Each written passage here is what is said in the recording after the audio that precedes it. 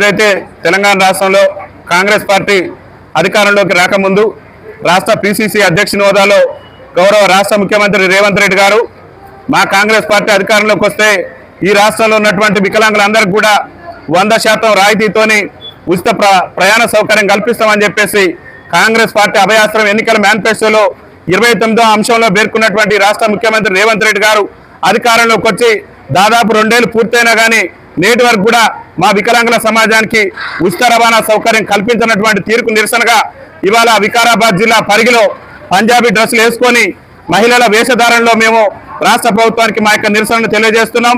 రాష్ట్ర ముఖ్యమంత్రి గారు ఒక్క ఉచిత రవాణా సౌకర్యమే కాకుండా అధికారంలోకి వస్తే వికలాంగుల పింఛన్ 6,000 రూపాయలు చేస్తాం, అదే నెల నుంచి కూడా అందరికి 6,000 రూపాయలు పింఛన్ ఇస్తానన్నాడు. అదేవిధంగా ఈ రాష్ట్రంలో వికలాంగుల అట్రాసిటీ చట్టాన్ని అమలు చేస్తానన్నాడు. అదేవిధంగా ఈ రాష్ట్రంలో వికలాంగుల బ్యాక్లాగ్ ఉద్యోగాలను భర్తీ చేస్తానని చెప్పిండు. అదేవిధంగా ఈ రాష్ట్రంలో వికలాంగుల సంక్షేమ శాఖను ప్రత్యేక శాఖగా చేస్తానన్నాడు. ఈ రాష్ట్ర ముఖ్యమంత్రిగా రేవంత్ రెడ్డి గారు బాధ్యతలు చేపట్టి 2 ఏళ్ల పరిపాలనలో మా వికలాంగుల సమాజానికి కాంగ్రెస్ పార్టీ ఎన్నికల మేనిఫెస్టోలో పేర్కొన్న ఏ ఒక్క హామీని కూడా నెరవేర్చకుండా వికలాంగుల సమాజం పట్ల అడుగడుగున వివక్ష ప్రదర్శించేటటువంటి ప్రయత్నం చేస్తున్నాడు. ఇటీవల కాలంలో సీఎం కప్ అని చెప్పేసి హైదరాబాద్ కేంద్రంగా గచ్చిబౌలిలో నిర్వహించినటువంటి వికలాంగుల క్రీడల్లో కూడా మా వికలాంగుల సంక్షేమ శాఖ మంత్రి ఫోటో లేకుండా వికలాంగుల సమాజాన్ని కించపరిచేటటువంటి ప్రయత్నం చేసిండు. రాష్ట్ర ముఖ్యమంత్రి గారు రేవంత్ రెడ్డి గారు ఈ మధ్య కాలంలో పక్కనున్నటువంటి ఆంధ్రప్రదేశ్ రాష్ట్ర ముఖ్యమంత్రి వారి గురువు గారు చంద్రబాబు నాయుడు గారు తెలంగాణ రాష్ట్రానికి వచ్చినప్పుడు మేము ఆంధ్రప్రదేశ్తో అభివృద్ధిలో పోటీ పడతామని చెప్పిండు. అక్కడ ఉన్నటువంటి ఆంధ్రప్రదేశ్ రాష్ట్ర ముఖ్యమంత్రి చంద్రబాబు నాయుడు గారు వికలాంగులకు ఉచిత రవాణా సౌకర్యం కల్పిస్తే మరి అభివృద్ధిలో పోటీ పడతామని చెప్పినటువంటి రాష్ట్ర ముఖ్యమంత్రి రేవంత్ రెడ్డి గారు ఎందుకు ఈ అక్కడ ఫ్రీ బస్సు వికలాంగులకు ఇచ్చినప్పుడు ఇక్కడ ఎందుకు ఇవ్వలేదో ఈ రాష్ట్ర ముఖ్యమంత్రి రేవంత్ రెడ్డి గారు సమాధానం చెప్పాలి. అక్కడ తీవ్ర వైకల్యంతో బాధపడుతున్న మా వికలాంగుల సోదరులకు చంద్రబాబు నాయుడు ప్రభుత్వం 15,000 రూపాయలు ఇస్తుంది. రేవంత్ రెడ్డి గారు గత ముఖ్యమంత్రి కేసీఆర్ ఇచ్చినటువంటి 4,000 రూపాయలు 16 రూపాయల పింఛన్ మాత్రమే ఇస్తూ మా పొట్టగొట్టేటటువంటి ప్రయత్నం చేస్తున్నాడు. ఇవాళ చాలని పింఛన్లతోని నరకయాత్ర అనుభవిస్తూ దుర్భర జీవితాలు గడుపుతున్న మా వికలాంగుల సమాజానికి మీ కాంగ్రెస్ పార్టీ ఎన్నికల మేనిఫెస్టోలో చెప్పిన ప్రకారం వెంటనే ఆర్టీసీలో ఉచిత రవాణా సౌకర్యం కల్పించాలి.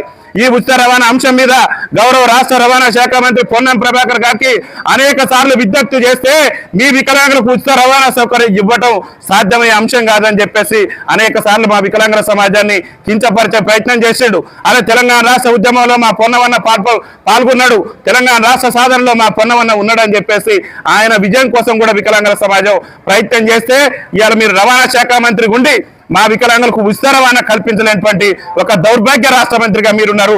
తక్షణమే పొన్నం ప్రభాకర్ గారు ఆయన రాష్ట్ర మంత్రి పదవికి రాజీనామా చేసి వికలాంగుల సమాజానికి క్షమాపణ చెప్పాలని చెప్పేసి మేము డిమాండ్ చేస్తున్నాం.